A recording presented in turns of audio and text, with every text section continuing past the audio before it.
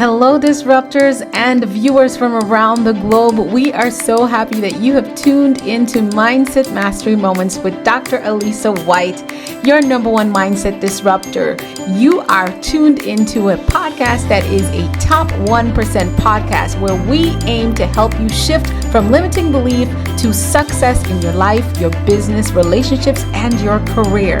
Tune in as we help you unlock the mindset that is key to your success. Disruptors, to another phenomenal episode of Mindset Mastery Moments with yours truly, Dr. Alisa Whyte.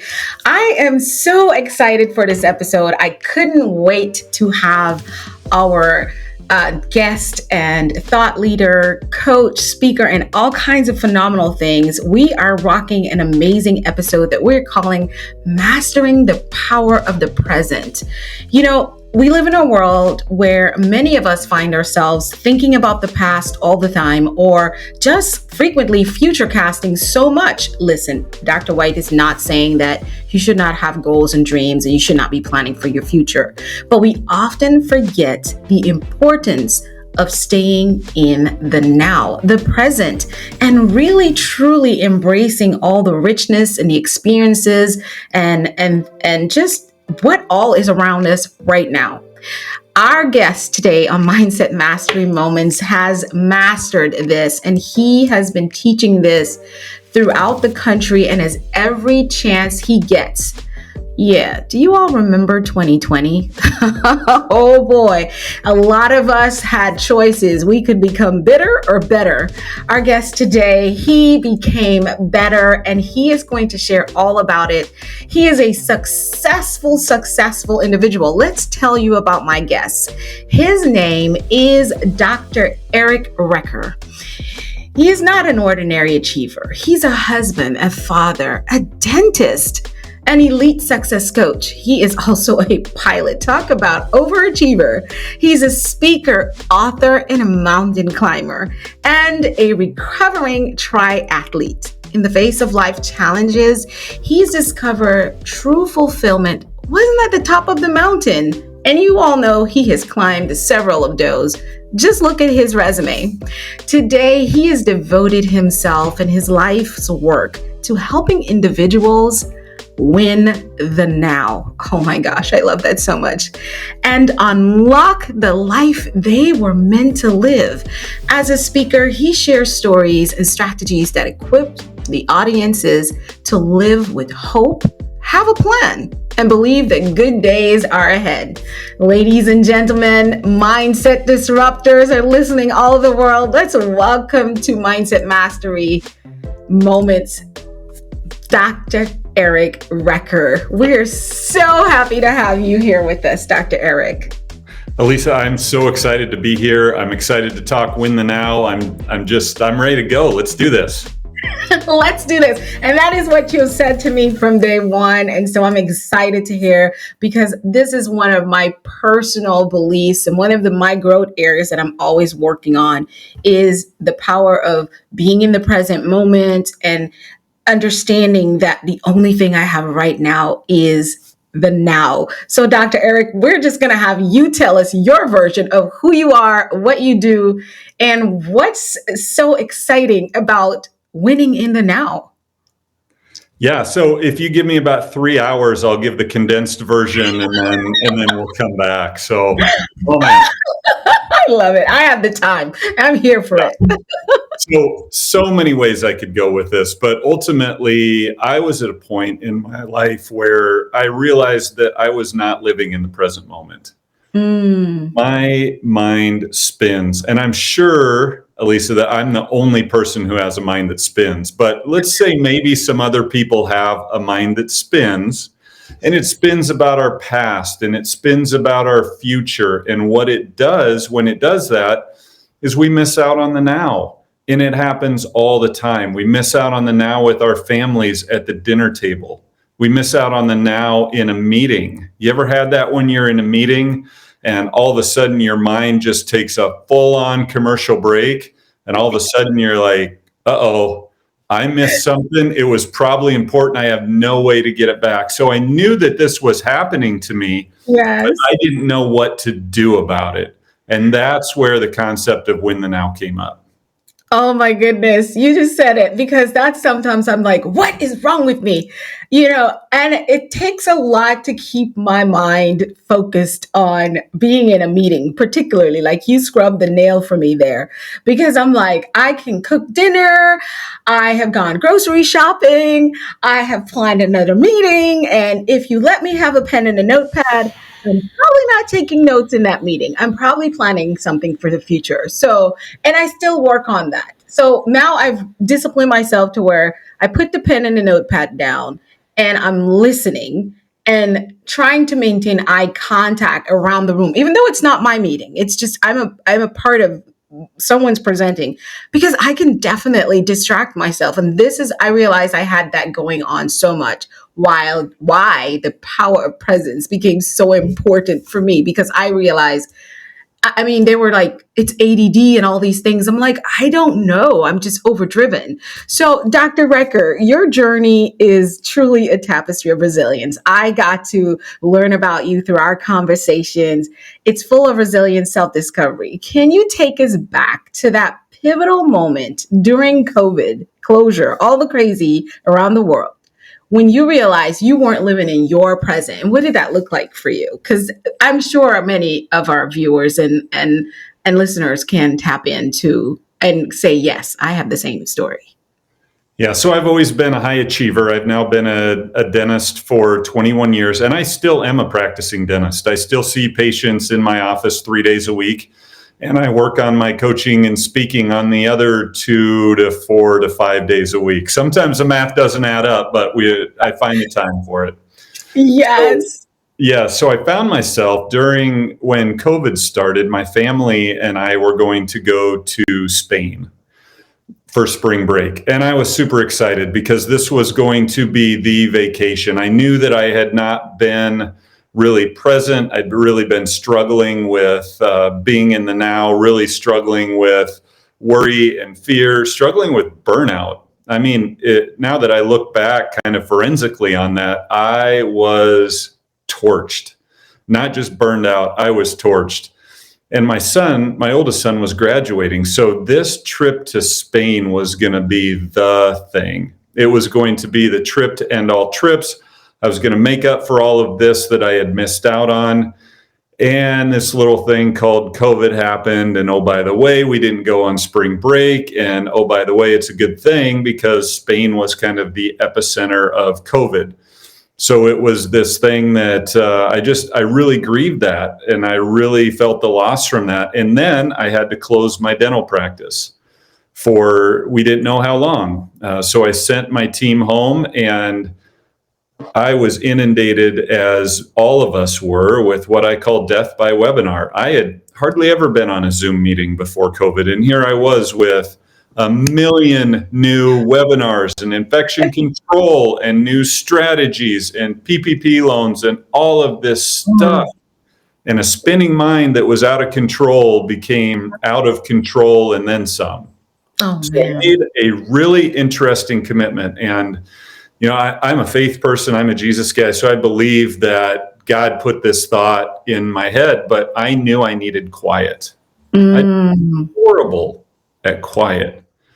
So I committed to 30 minutes of quiet a day. And that's me in a nutshell. That's me being a high achiever. I didn't say I'd try for 5 or 2. I went right for a half hour of quiet every day. And I said I was going to do that until my dental practice opened back up. The first day, I think I looked at my watch 46 seconds into it thinking, dang, I got to be close to 30 minutes. Oh, you got me tearing up, because that sounds so much like me. Yeah. And so, but I didn't give up. I figured out a new system for how to do that. I hit do not disturb on my phone, and I set a timer for 30 minutes. So I didn't have to know what time it was. I just had to be in that quiet moment. Yes. And through that time, that's when I fully realized that the problem was that I was not in the present moment. I was working on an old operating system of being bullied and overachieving, and we'll get to more of that later. But Yes. I realized, I wanted to do something more with my life. This was not this burnout path. I don't want to arrive safely at the end of my life. I want to make a difference. I want to make an impact. And that is where the concept of Win the Now came in, because I knew I had to find a way to get myself back to the moment. Man, wow. That's fantastic. So if you all are listening, can you see yourself in this spot? I'm pretty sure. I mean, a lot of us we hear about meditation, like, I can't even keep my mind on track for 10 seconds, right? So absolutely, Dr. Eric. I love hearing your story because so many of us can resonate with that. So you talked about the closure of your dental practice that was kind of forced on you because of COVID. And that's when the concept came, and Win the Now. If you guys are getting it, if you're watching this, put hashtag Win the Now right now. So Win the Now emerged from your own need and desire to want to be in the now. It seems like it's about overcoming the epidemic of distraction and being fully present in our lives, Dr. Eric. So what I want to ask you is, with this realization, how do you guide people to overcome distractions and fully be present? Yeah, so to do that, I have to explain just a little bit more what the whole concept is. So as I was going through this quiet time, I thought of the concept, win the day.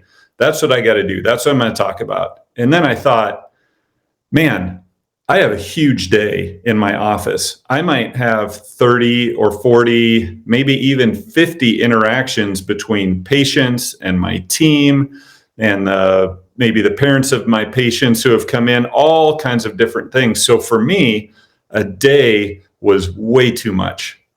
I could not measure my whole day because it would be reduced to one thing that happened. I would come home and my amazing wife, Amy, who's been super supportive of me through all of this, would say, "How was your day?" And I would say, "Oh, this happened," or "Oh, this bad thing happened." And I'd always reduce my day to that. Like, I think I walked in the door and she was kind of like, "How was your day?" Because I'd be quick to just blurt something. So I needed a smaller metric to measure. That's where Win the Now came from. So when you see that many patients and you're going to reduce your day to the worst thing that happened, you're going to have a crappy day. You just are. So I broke mine into what does a now look like for me? So when I'm seeing my patients, I'm scheduled on the 15 minutes. Sometimes we'll have a longer procedure that takes 3 or 4 or 5 or maybe even 6 15-minute blocks. But I break it down into that 15-minute chunk. And what does a win look like? So a win in that moment looks like a good interaction with a patient. It looks like a good conversation with my hygienist when I come in to do an exam. It looks like maybe we were able to help a patient diffuse their anxiety a little bit. It looks like any number of things in that moment. And so I try to grab a win in that moment. And when you're focused on trying to grab wins, and here's a key point, especially the wins don't have to be a loss for someone else. So wins for all of us. If I do any of those things, it's not only a win for me, it's a win for the patient as well. And we call it win-wins. So those are the big wins. Now, the reality is we're going to take some losses during the day. It's going to happen. There's going to be some things that don't go well. Sometimes anesthetic doesn't work the way we want it to because we're humans. And so it's easy to let that drag you down. But when I feel like I take a loss during the day, I always have a piece of paper with me. I just make a quick note on there. And then I revisit it when I have some time because the next now is right there. And when I go back, I look at those losses, I ask only one question. What did I learn from that? Whew, yes. And when you learn something, guess what? It's not a loss anymore. So through the wonderful concept of neuroplasticity, I'm starting to, I have retrained my brain to start to look at my day like this. And I'm finding so many more wins than I used to. And it's made all the difference in my mindset. Woo! Listen, Dr. Decker, you just give us a whole lot. Let me just recap and make sure I got it, because this is being recorded. Thank you, Jesus. This is being recorded because I would not like to have this conversation with you unrecorded, because this is where the work begins, and this is where the win begins. And I love that you said win-win. So you said the first thing you do and you teach people how to do is to not focus so much on all the things that didn't go right, but keeping present allows you to observe and acknowledge things that are not going the way you want it to go. Because I don't know if it's a right or wrong. It's just not going the way you intended it, right? And so you write that down, make a note, because you can solve that later, because the next now is right now. And you determine these win-win moments. And this is why I named the podcast Moments, because a lot of times we want to chunk up all the things. And so I'm having this moment with you right now that says it's in those moments where it's not only something that you feel like you're winning at, but the people you're working with and serving are also winning. And those are the moments where you're winning in the present. I am taking that in. I love it. I love it. And so my new thing. Go ahead, Doc. Yeah. No, this is one of those things that really, when you embrace it, it's life-changing, because then it's not only at work, then you go home. And what does a win look like around the dinner table? It looks like good listening, good conversation, probably not having our phones with us, enjoying the food. It's and then helping clean up and just doing all of that together. And it is just, it's amazing, because how many times have we taken a loss during the day and we're just deflated for the rest of our day? We have no momentum. We can't get back in the game because we still have that. It's like we have that anchor dragging behind us, and it's really stinking heavy. But if we know, and maybe even at lunch, we have a little time, something crummy happened in the morning, we have a little bit of time at lunch. Can I take 5 minutes and process what happened so that I can get back into the game for the afternoon? Yes, I love that. I know. And when you spoke about just being present at the dinner table, I remember a few, like maybe 12 years ago, I started a weight loss journey. And one of the things that the coach I was working with taught me was if you just sit with the food and take your time. This is why eating in front of the television or eating in the car is actually so not good for you. And even your weight loss or your health, maintain your health through your diet. And she taught me that I should sit at a table, don't even eat in if I can avoid it, avoid eating with maybe disposable utensils, get an actual nice, beautiful plate with nice cutlery, a nice glass, even though I'm drinking water. And here, guys, I still follow that. I drink it. You're like, what are you drinking, Dr. White? I'm drinking water, right? And I she said, sit at the table and sit there and take every bite and savor the spices and the flavors of the food. She said that conscious eating, watch, you're not going to eat as much as you usually do, because you're enjoying this process of eating and not just eating so you can be filled and move.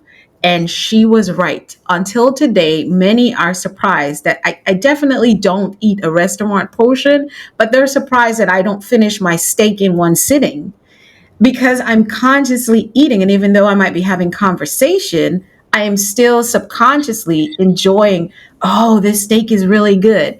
You're basically telling me today, and I'm learning that is a great approach for almost everything in my life. It is. Yeah. So one of my, an author that I really like, he talks about being nostalgic about the moment that you're in. Wow. So really taking in the moment. And what's really neat, my oldest son got married this summer, and I asked if I could say something at the rehearsal dinner, which I feel like I earned because we paid for it. But Right? was in that room. There were 55 people in that room altogether for the rehearsal dinner, all people that were heavily invested in my son and his about to be wife. And I Yes. encouraged everybody. I said, hey, this is a chance for a five senses experience. So I Mm, want all of you to really have a five senses experience tonight. Taste the food, really savor it, enjoy it, hear great conversation, have great conversation, see yes. the people around you that matter to you and matter to them. Uh, Mm, and then touch. So make sure that you give a handshake or a hug or a high yeah. five, whatever's Mm, appropriate, and just smell the food, because it came in yes. at that point. I'm like, smell the food, because oh man, it's going to be amazing. But I think when we try to have those five senses experiences, we make food so transactional. Excuse me, Yes. transactional. It was never Mhm. meant to be that way. We were meant to enjoy it, to Yes. savor it, to just Yes. enjoy it and take our time with it. Absolutely. And so it's so in relationships. And before we go to commercial break, I want to ask you this. So when in relationships, a lot of times couples, family members, just people, we have this way when we haven't seen each other for a long time, we go back and bring up the past. And usually it's always good and gravy when we bring up something that was good. But when we bring up something like, oh, remember that one time you fell down when you were entering that store? Are you going to do that again? Or maybe you're at the dinner table with your spouse and you bring up, oh my gosh, you didn't take out the trash last night after dinner. Please don't do that again.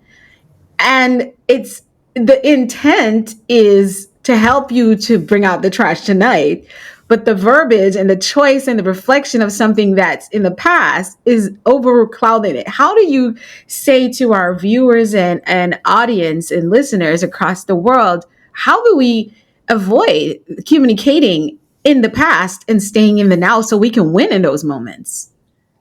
Yeah, I think one of the things I've tried to help my kids understand, and I actually, at a retreat that I was leading last week, we talked about this too. Try to avoid situations where there's no upside. What do I Ooh, mean by that? Like, there's no upside in saying it in that passive aggressive tone to someone else. It would yes. be much more beneficial to say, hey, would it be okay if you took out the trash tonight? Or, hey, and when a thought pops into your head and you think it's funny, well, just try to think, is it funny to you? Is it going to be hurtful Mm, to someone else? Because I think we pass so much judgment, and I don't think we always intend to. I think we joke around and we're yes. sarcastic with other Yes. people, but not everybody gets it. And we may Yes. open up a really, really big wound. My wife's grandpa Yes. he had a tremor. And so Mm, his hand would always shake, and his wife would be really relentless with him about that. The spot would so he'd spill a lot. So the spoon would be right here, and you could see the drip about to fall. And she was on him. She'd say, "Oh, you spilled again." It hadn't even hit his shirt yet. ooh, So, and we didn't understand that this is kind of why he would sneak in early and try to eat, because he didn't want to eat in front of people. So I think all these times that we try to be funny and all these times that we try to, get our point across, I think yes. we're doing it in a hurtful way. So if we can pause and say, hey, if you're on the receiving end of that, how would you want it said to you? Right. Wow. I hope you guys got your mindset disrupted right there. Because a lot of times, like you said, it's so important to understand that we might not intend to hurt anyone, but just sit on the other side. And this is why I believe that people should really think the thoughts that they think about before they let it out of their mouth. And that just rhymed. Think the thoughts. And that's what Dr. Decker is telling us. Think the thoughts that you think about. Put yourself in the other person's shoes. Oh my goodness. This segment has been so powerful. We will be back after a moment from our sponsors. Disruptors, we are back with Dr. Decker. He has walked us through the profound process of winning in the now. Dr. Decker taught us that we need to understand what truly matters to us, why it matters to us, and creating a plan to move forward. And he's taught us that the plan is rooted in so much hope and belief that the good days are as well ahead of us, but while we win in the present. And so this, Dr. Decker, I have a question for you because many high achievers struggle with the dichotomy between success and fulfillment. How do you help people align themselves with the two? Because I would say both are important. We all want to be successful and we all want fulfillment, and we confuse them. But what is the difference, and how do we go about getting in a space where we feel successful and fulfilled? It all comes down to one word, and that word is why. We have to know. We have to know. So I have a history of being bullied when I was growing up, and I was told that I wasn't good enough. Wow. Well, guess what? I had attached to me. I am not good enough. Something that I wore for the majority of my life. So school wasn't good enough. And then when I wasn't good enough in school, which I was, but I didn't tell myself that I was. And then in dental school, it wasn't good enough that I was in the top 15 in my class. I had to be in the top 10 in my class. And into triathlon, well, I got into running first. A 5K wasn't enough. A 10K wasn't enough. And I went all the way through marathon. Then I started triathlon and nothing was good enough. I went all the way through to the Ironman distance twice.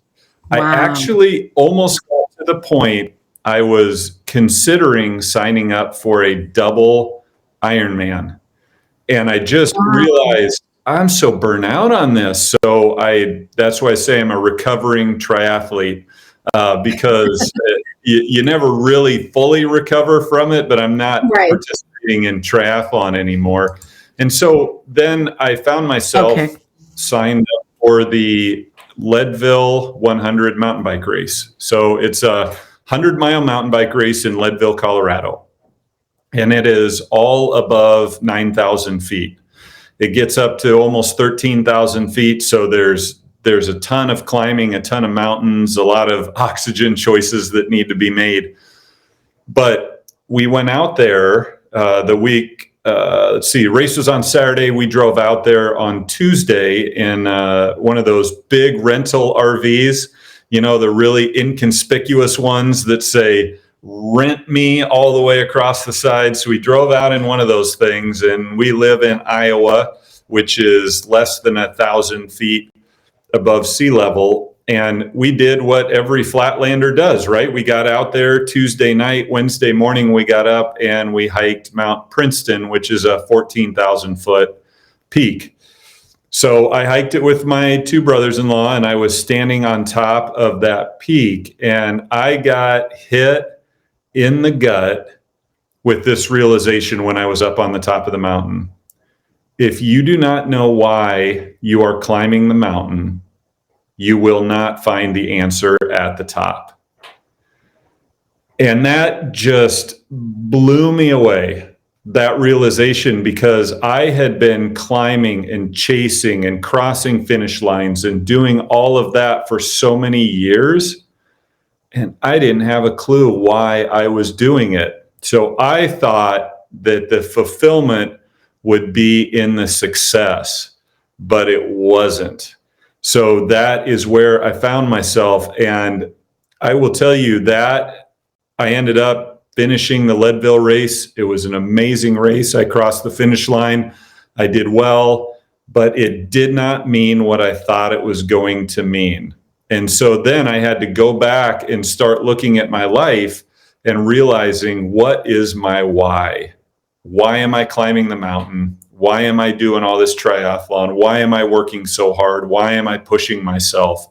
And that has made such a huge difference for me in my life, knowing why I'm doing what I'm doing. Oh, wow. That everyone on who is a constant and frequent and habitual listener of Mindset Mastery Moments know that we talk about that purpose grounded mindset as many times because they're everything that you do should have a big why, or if for you might think it's a smaller why and then a bigger one and then the biggest one, however you do it, but it must be purpose attached to it. And so here's where I want to ask you, Dr. Decker, when it comes to careers and choosing a career. So we're talking about success versus fulfillment. You can be a successful person in the career path that you choose. Like for you, it's been a dentist. For me, initially, educator, entrepreneur.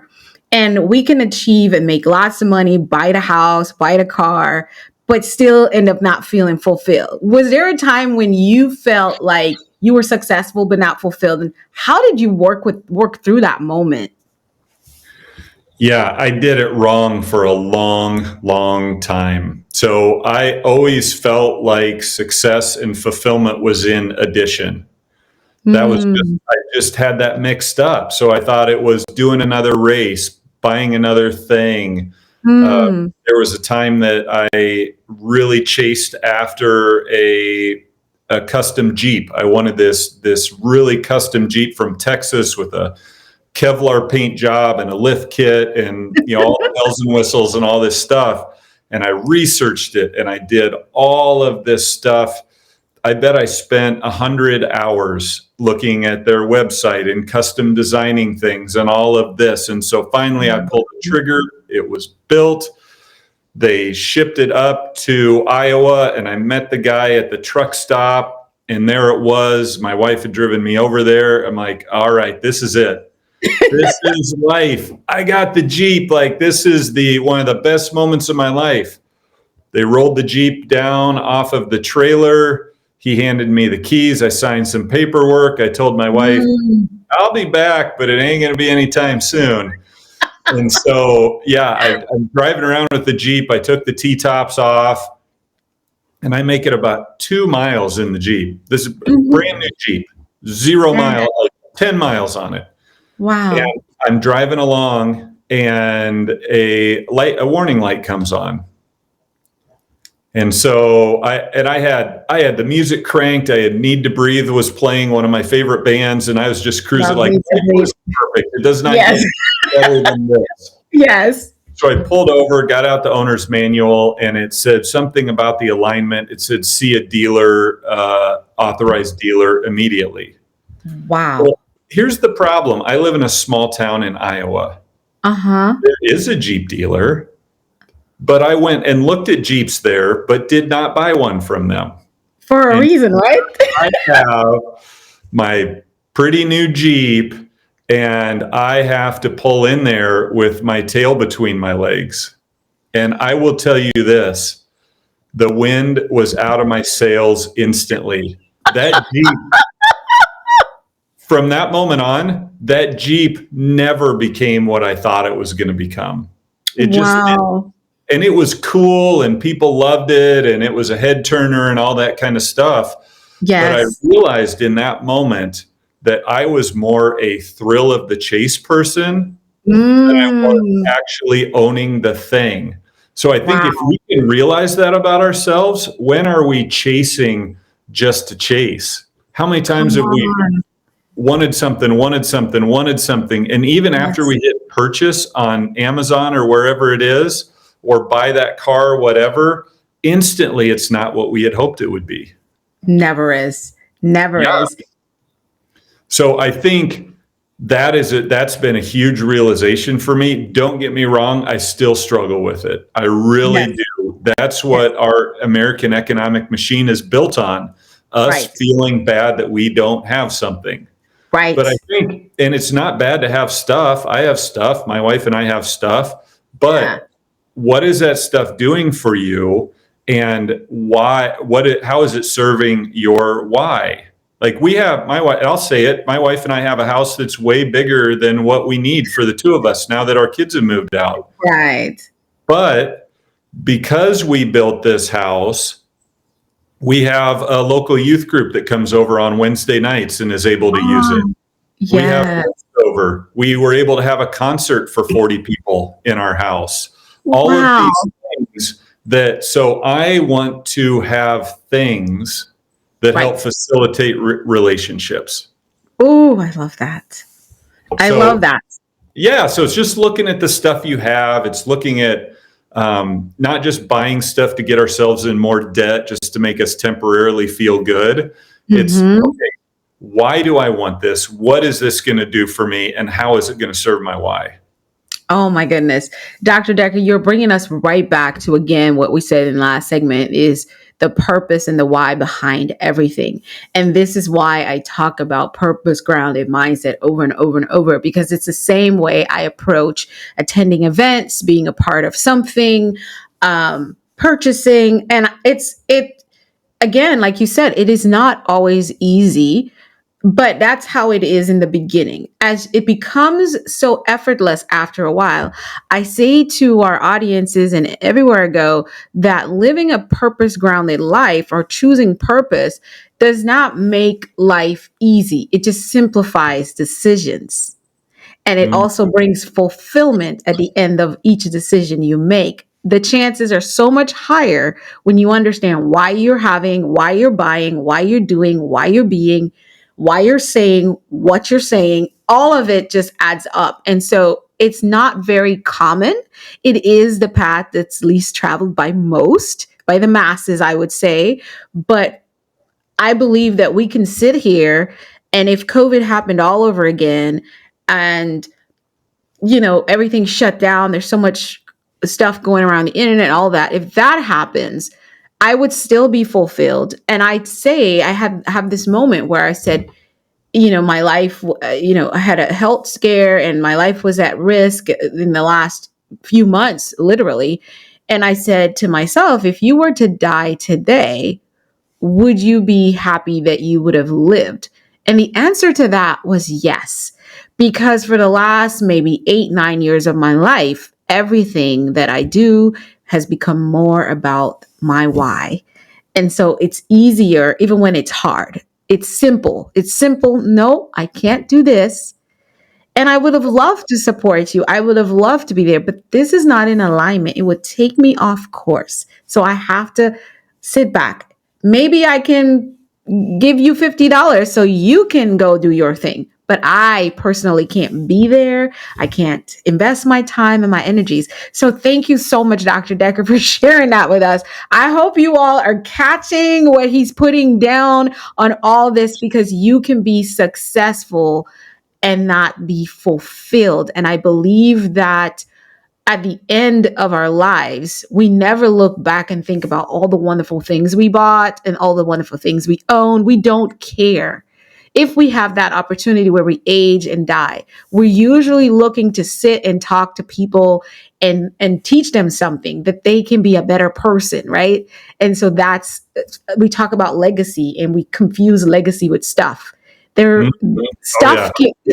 can, can you weigh in on the difference between legacy and stuff for us for a minute so our viewers can capture that a little bit deeper? Yeah, absolutely. I think that moment you talked about when we find ourselves at the end of our lives, we're not going to wish that we'd worked harder. We are not going Mm, to wish that we had acquired more things, mm, because we're going to be more concerned about the fact that somebody has to disperse those things now that we've made it to the end of our life. I think our biggest regrets are going to be the things that we didn't do, the risks that we didn't take, the opportunities that we had that we just said, it's not the right time. I don't know. Maybe I'll put that off for a little while. And yes. so I think for me, I want my legacy to be, and my super deep why is that I want to make a difference in the world that's utterly disproportionate to who I am. That's my why. That's the deep, deep why. So when I post on social media, I want it to be for that. When I'm coaching somebody, I want it to be for that. When I am speaking to a group or leading a workshop, I want it to be for that. I want to make a difference in the world that's utterly disproportionate to who I am. I want to use the journey that I am on. And I think I don't mourn the journey that I'm on. It's been tough. I've had some real big challenges. I've had some really amazing things as well, but I don't mourn any of the journey because I feel like I've been through it and I've learned lessons from it so that I can help other people on their journey. Yes. And so before we close out this segment, Dr. Decker, you shared with me that there was a time in your journey when you did not feel the the fulfillment out of your everyday work. And that's when you made some changes, because we read and we can tell that you've been an high achiever, just from ever in your earlier years, your younger years. You talked about all the things you've done. And I really, people say an overachiever. I don't know that that's a real thing, says the overachiever. But I don't know it's a real thing. I think a lot of us are just more disciplined to go after the things that we want or feel. But sometimes it's because maybe we are still not clear on our why. But you shared that you had a moment in your career when you didn't feel fulfilled. How did you go through that? How did you switch your mindset and change everything so you can get to a place where you are fulfilled, your own self? It took a really long time. It really took a long time, and even after COVID, I was so burned out when I came back because we just COVID, when we came back, it was a time of addition, right?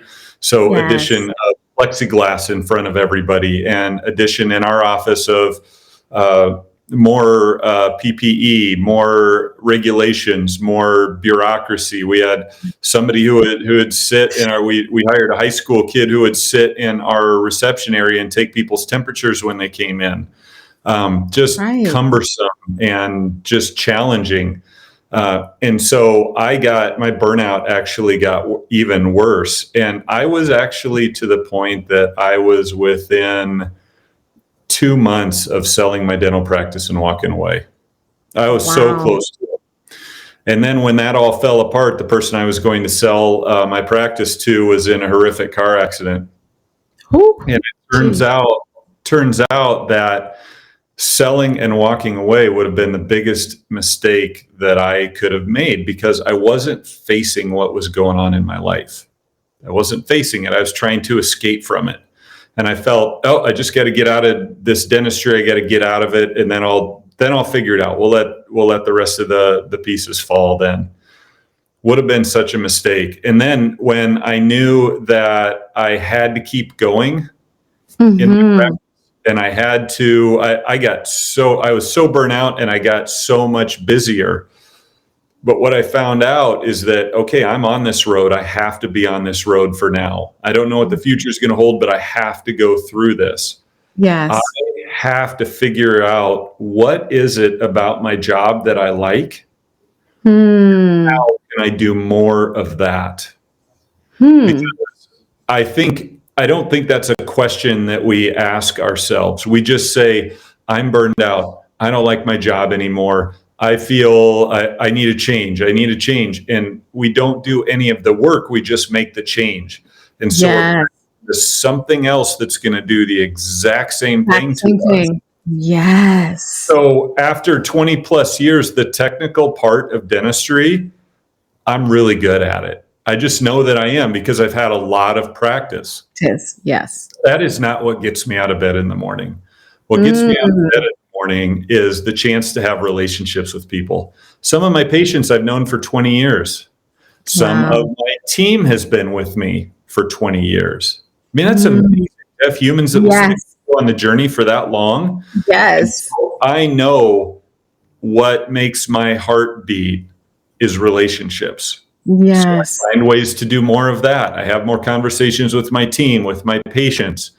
It gets me behind sometimes, but I will die on the hill of trying to be a relationship person. That's that important to me. So I found that.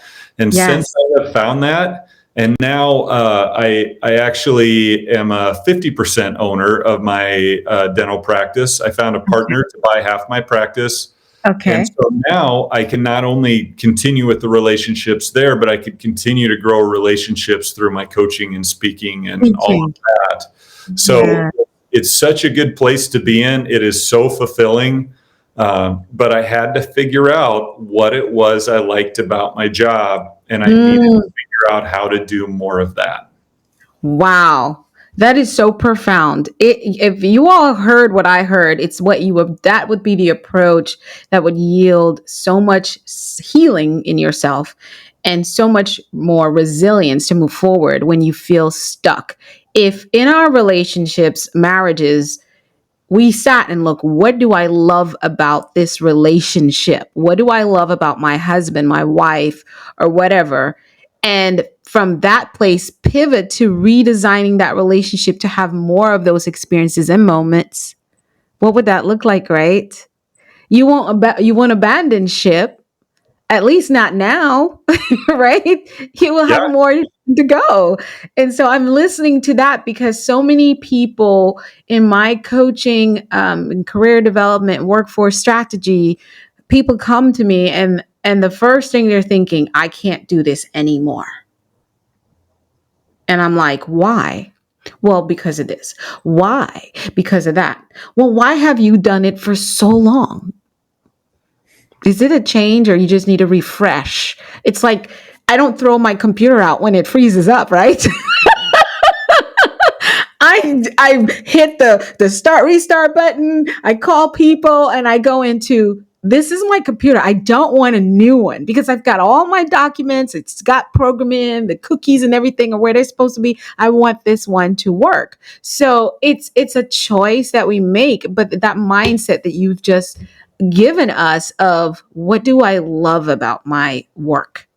And so, even if you're going to leave it behind, Dr. Recker, what I hear you saying, even if you leave it behind, you're not going to go start that same pattern over in the next relationship, in the next thing, in the next career. You're going to understand again your why. Yeah. What keeps you moving? What gets you out of bed?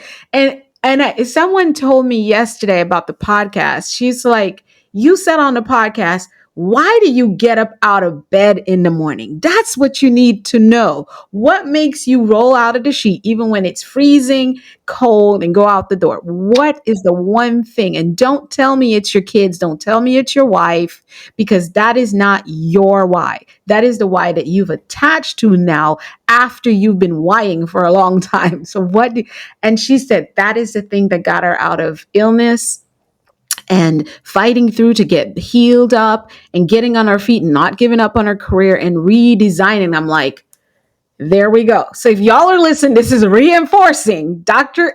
Recker has reinforced exactly what we've been talking about all the time, and he's living proof. He shared his story. We'll be right back after a moment from our sponsors. Ladies and gentlemen, we are back. We're back with Dr. Eric Recker. He is helping us learn how to win in the now, mastering the mindset of owning the present to propel us to even brighter days ahead. And so, Dr. Recker, your experience with bullying has played a significant role in your journey. And so, how did you shape your mindset? And how did you help others overcome similar challenges in the work that you do as a coach and trainer? Yeah, I think we are just carrying around garbage mindsets. I think a lot of us are. We are, I like to say that we're working on old operating systems. Ooh, So, yes. we have to update our phones all the time, right? We have to update our computers. We have to restart them. We have to do whatever it is. But I don't think we do that very well with ourselves. And even with our why. My Right. why when I graduated dental school is not my why right now. I'm in a different phase of life. So Yes. sorry to be a spoiler, but if you come up with a why, that's not your why for the rest of your life. Your That's life. Thank you. of your life. So, but that's good. That's the way it should be, because or else we just settle into it. But here's the thing. When I was in second and third grade in my small town in Iowa, I still live in the same town I grew up in because it's amazing.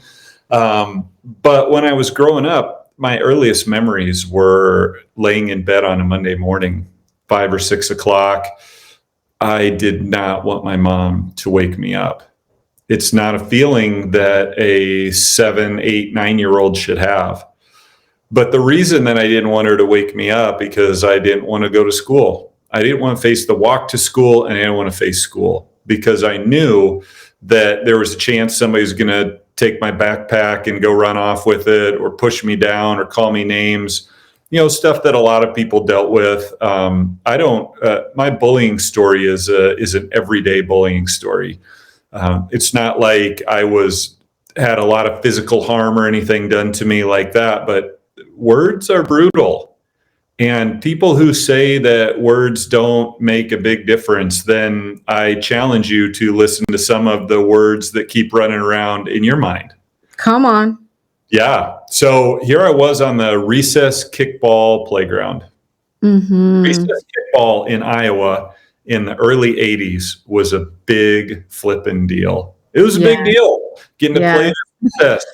And so they'd pick teams, and I was told that it's not that I was picked last. I would have loved to be picked last, but I was told that I couldn't play. Wow. I wasn't good enough. And I was told that I wasn't good enough multiple times. People look at me and they say, I don't believe that story because you've accomplished so much, and look at you, you're 6'5", you're athletic, all that stuff. So a little soft around the edges at that point. I was one of the youngest people in my class. I wasn't very coordinated. So yeah, it's probably terrible. But all I wanted to do was prove to those kids that I could play kickball. Had it. Yes. And my parents were so supportive of me. Like, we would go, the school was 2 blocks away from our house. So my dad would go and pitch me kickballs, and we'd do stuff like that because my parents just wanted us to be loved. And that's what got me through it. But I remember standing on the side of that recess kickball field, doing everything I could to choke back the tears, hearing you're not good enough to play. And I made a pact with myself that I was going to be so freaking good at everything that I ever did that no one can tell you no. No one would ever not pick me. So guess what that does to a young kid? Yes. That's an anchor. Yes. That's an anchor. Pressure my entire life. I didn't tell my parents about the bullying. I told them that I didn't get to play kickball at recess, and so my dad helped me out with that to try to get me to be good at kickball so I could play. Like, my parents are so supportive, and I'm so thankful for that. But everything in my life wasn't good enough. And so I just got so naturally competitive, thinking that I had to be the best at everything that I did. Wow. It is not a sustainable mindset. It's a mindset that will help you find yourself with chest pain, heart palpitations, panic attacks, all that kind of stuff, because you are so burned out from pushing so hard. Yes. Oh my goodness. I can absolutely relate to that. I remember as a young child, probably in like second grade, or third, maybe, I was always first place. And no matter what, I was always first place. And I remember, this conversation with my dad that said, he promised me a bike. And if I got first place, I'm like, well, that's a no-brainer. I'm going to get my bike, right? So I'm all excited, but I'm making sure I don't mess up. And because it was competitive. I mean, I would get 99 or 98, and then the next person's getting 97, next 96, and it was just barely percentage. And this is in all subject areas, because I was born and raised in Ghana, South America, where it's very competitive. Academics is the biggest thing ever, right? And then comes sports. But my dad said to me when it was time to bring my report card and get the bike, or at least make plans to go get my bike, he said, well, why did you get 98%? Why couldn't you just get 100? Oh. And God rest his soul, that's where his understanding of whatever, I think he was just trying to get out of getting me my bike. I know he was. I'm pretty sure he was. That's his character. But he doesn't have a clue of what that did to me. And so it was 100% or it didn't matter. So when you talk about winning in the now, you have to understand, I had no idea. A lot of times on the podcast, I talk about us celebrating the smaller wins, because a lot of times we're working towards the big win that everyone can see and everyone would clap for. And no, even when you sometimes present your smaller win, someone would say, like my dad said, well, you're acting like you just became the queen of Zambia. What's wrong with you? You just won a damn stupid certificate, you know? And someone might say that or look at you where you know they're saying it or whatever. But when you're in a child state, whether the bullying was extreme, like some of the wild stories we heard, or it was a parent or a teacher or a colleague or whatever, when these impressions come, we make belief systems, is what Dr. Recker is reminding of us, that we create a belief system that we dreadfully carry throughout the course of our lives until we allow ourselves to really sit in the present and realize, what am I doing and why am I doing it? And then you realize that you're trying to keep up with societal expectations or your mom's expectations, and she's not even like that's from decades ago, but it's present with you now. And I hope that our viewers are catching that those beliefs, those limiting beliefs, don't just pop up and you're not the way you are because that's how I am. Yeah. Dr. Becker just told us he became what the world calls an overachiever. And it's wonderful that he's all those things, but it was tiring. It was weary. And I can say that happened to me. And now I dance for an audience of one, is what I say. I live to please God. Yeah. Everybody else, you fall in line. Because if he's happy and he's pleased, then I'm happy and I'm pleased. And there you are, figuring out what you're going to do with all that. Yeah. So what advice, Dr. Decker, do you have for those struggling to break free from societal expectations? What would you say to them? I just think we need to name the garbage stuff that's running around in our head. I just think we need to name some of those lies. And some of this is where therapy comes in. Therapy is a good thing. Therapy is a good thing. Like I remember when I went to see a therapist for the first time, and I felt like a loser. I'm like, only weird people go for therapy. Oh my goodness, I had somebody that I could unload all my garbage to, and they could help me process it. How cool is that? That's a lot of what we do as coaches, right? Alisa, that's what we do. Exactly. We help people process life. Now, I like to help people move forward as a coach. Like I don't want to stick in the weeds a lot. There's other people who are better at that. I want to take a snapshot of where we are right now, and I want to move forward. I think what we need to do is we need to name our broken operating systems. Yes. We need to name our old versions. And we need to get that out and realize that we are living for something that is no longer relevant. Those bullies moved on from me when they went back to class after recess. Come on. Yes, they did. I let them have dominion over me 30 years later.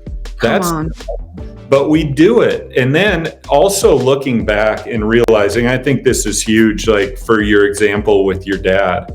Yes. I never met your dad, but I believe your dad was doing the best he could with what he had. I'm sure he was. Absolutely. Also working on his own broken operating system. Exactly. And that is where forgiveness comes in, right, Dr. Decker? Because it was very early in my life. I think I was about 18 years old, because the story would go that in a domestic violence situation, I ended up getting injured, suffering a head injury that was life-threatening. I had damaged tissues in my brain, lost my memory, and all this stuff that we've spoke on the podcast before. And it was my dad. And so a lot of people said, well, how did you forgive him? Well, first of all, the forgiveness was never about him, right? Because I ended up being crippled and ill and in bed for almost a year with a memory loss and couldn't remember all this stuff. And then making a full recovery, I was going to waste any of my energy being mad at someone when God just literally gave me a second chance at life. I couldn't see it possible at that age. And so for me, forgiveness came, number one, because I was a child who ended up asking and knowing so much about my dad's childhood, how he was raised, what his dad was like, knowing my grandma and seeing all the things that came about about. And it's so everything made sense. Like he was literally, like you said, Dr. Recker, doing the best he can with what he had, which was not a lot.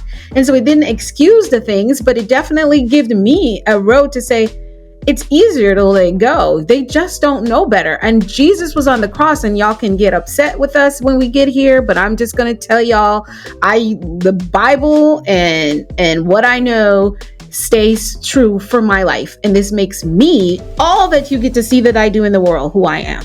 When Jesus was on the cross, he said, after those people beat him, dragged him, spat on him, put vinegar on him, on his wounds, to make his skin burn, his flesh, in his mind and in his spirit, he released, forgive them because they don't know what they're doing.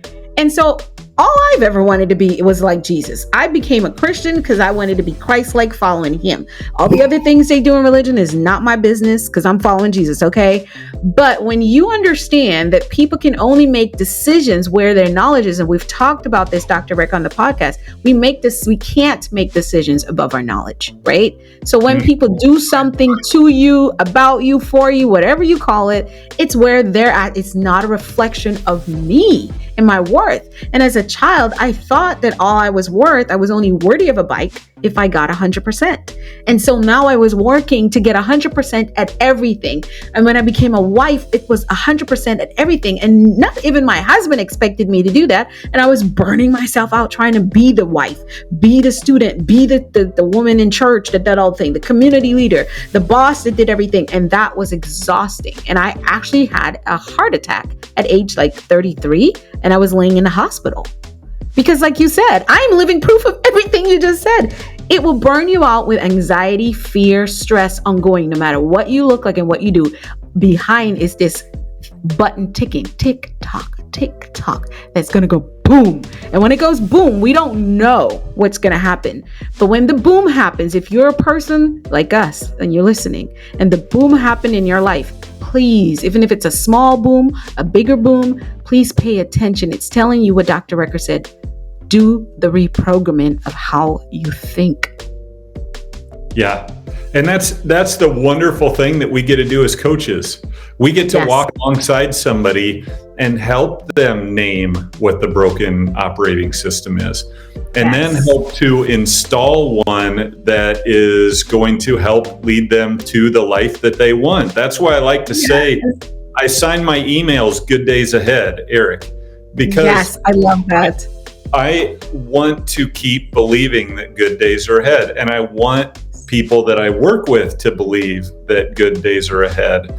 You know, one of the most valuable things that I've taught my dental team is to meet people where they are. So we have people who come into our office with so many different things on their mind, so many different priorities, so many different mindsets, so many different things. And we see them for a snapshot. We don't know what happened before they came in. We don't know what their week, their year is like. We don't know if a family member's gotten a diagnosis. We don't know any of that stuff. But what we do know is we have the ability to meet somebody right where they are and then be a part of the good part of their story. That's what we have. And that is such a privilege. Mm-hmm. It is. And that's why I remember wanting to become a therapist, and I didn't pursue it, and I thought all was lost because back in those days, coaches were not a big thing. You only heard of a coach for athletics or sports, right? But once I determined and understood what a coach does, I'm like, that's who I've always been. Now just sign me up. Where do I get the license? What do I do? How do I do this? And so when I became a certified coach, starting off with the John Maxwell team, I remember posting it, and many of my schoolmates from childhood and high school were like, this is exactly what you're born to do. You've been doing this your whole life. And so I realized the difference between therapy was definitely to help you to go back to where you were stuck.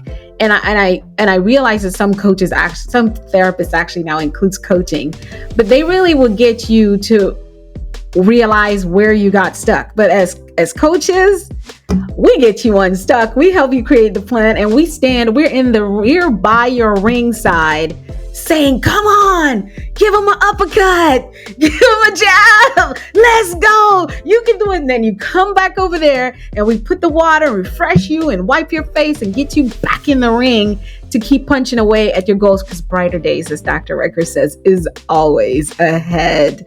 I am loving this, my friends. We have come to the end of our first episode with Dr. Recker.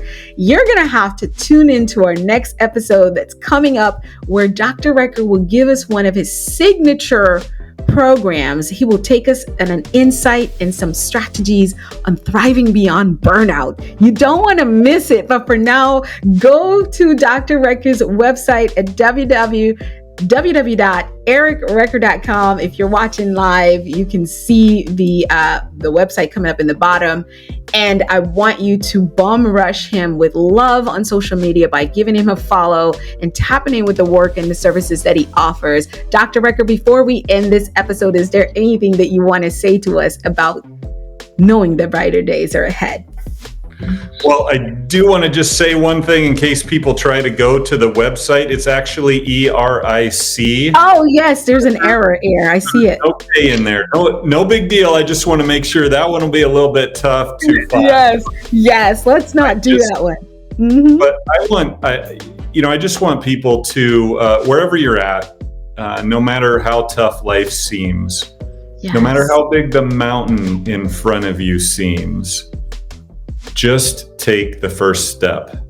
Just think what one small but significant step you can take, because with every step you get closer to the top of that mountain that you're facing, and you'll always look up at it and it will always seem insurmountable if you don't take that first step. So whether that first step is reaching out to a coach, whether it is, listening to some more podcasts and some blogs, whatever it is that you need to do. If you don't know what to do, hit me up. I'm happy to have a conversation and try to get you unstuck. But just know that there is hope. It doesn't have to stay the way that it is right now. It doesn't have to stay. You all heard it. Phenomenal first episode. Come back to the next episode next week, where Dr. Recker is going to take us on moving beyond burnout and thriving in our lives. We're looking forward to have you on our next episode. Bye now.